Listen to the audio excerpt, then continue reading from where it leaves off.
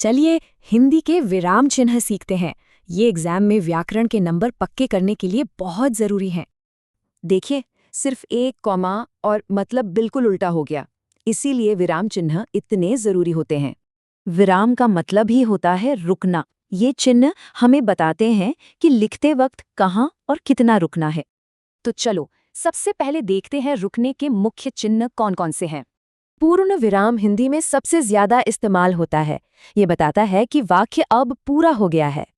जैसे इस वाक्य में पूर्ण विराम ने बात को पूरी तरह खत्म कर दिया, एकदम साफ। अब है अल्प विराम यानी कॉमा। ये बस एक छोटे से हल्के से ठहराव के लिए इस्तेमाल होता है। और देखिए, इसका एक काम लिस्ट में चीजों या नामों को अलग करना भी है। इससे पढ़ना आसान हो जाता है। आगे है अर्धविराम। ये कॉमा से थोड़ा ज्यादा और पूर्ण विराम से थोड़ा कम रुकने के लिए होता है।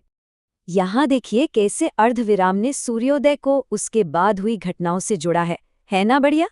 चलिए, अब उन चिन्हों की बात करते हैं जो लिखने में सवाल और जज्बात डालते हैं।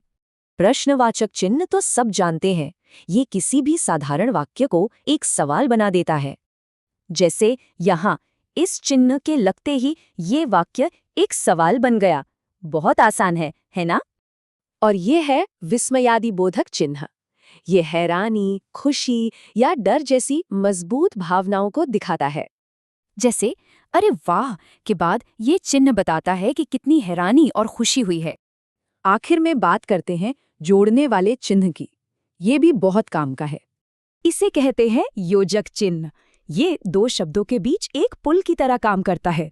अक्सर इसे माता पिता या भाई बहन जैसे शब्दों के जोड़ों को कनेक्ट करने के लिए इस्तेमाल करते हैं। तो अब हो जाए एक छोटा सा टेस्ट। ये सवाल बिल्कुल एग्जाम में आने वालों जैसे ही हैं।